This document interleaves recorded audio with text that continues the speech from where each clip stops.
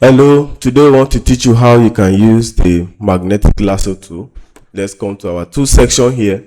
Look at, you right click here, you see, right click on it for other drop down sections to see your tools. So from here you can see the selection brush tool, you can see the lasso tool here, you can see the polygon lasso tool, the magnetic lasso tool here. This is the lasso tool we want to use, this magnetic, and then select it. So but before then, let's select any image we want to crop. This image, let's come to, I'll select any image I want to crop. Let me use this image, and then let me drag and drop it here. And then as me dragging this image, once I click this, it has changed that to a smart object. So from here, let's go in. You can see we want to remove the background, this gray background. We want to remove that entire background. So now using this magnetic lasso tool is now selected from here. Then the moment you click, ensure that you click on that particular layer that you want to remove. So from here, once you start moving like this, look at, it's moving in that order. It's moving. Look at, just be moving your mouse. It's auto selecting like that. Just be moving. I'm not clicking anything. No, it's moving like that. It's moving in that order.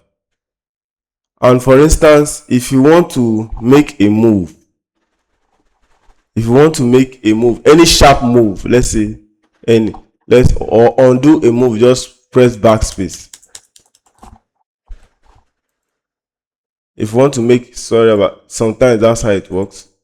Anytime you want to make a move, like any sharp edge here, you right click and make that sharp move there. Look at how it's going. Let's look at the view as it's going like this. Then this sharp move here I was talking about, you can right click there so that you can get a move there. Right click here, you see, then you continue moving it like this. Remove that sharp edge here. You can right click to make a knot there. As it's moving, you control the movement as well. Let it be moving like this, and then you finally make that selection go round like this, and then join it to where you started here. When you join, it has selected the outer layer. So right click from here, then you click on feather, and then you click on OK, then click backspace.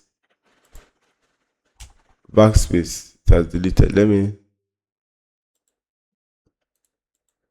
select it here, and then let's click 1, enter, backspace. It will okay. Select inverse. That is, I selected it. Then click on Ctrl J, and then minus this, remove this. You have seen that it has removed that particular aspect, that particular background. So you can also do the same process down here like this. Let's go over it. Let's see. Also do the same process like this. This is the same process. You can also join it here to make the selection. So from this selection, you can also click select inverse, say Ctrl J again, and then hide this. It's removing. So take note of all these edges, these ones that are moving like this. You can also remove them, just patch them up.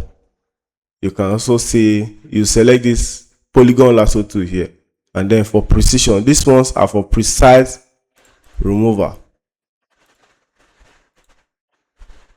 For precise removing of, but Ctrl J, block that layer, you don't see it again.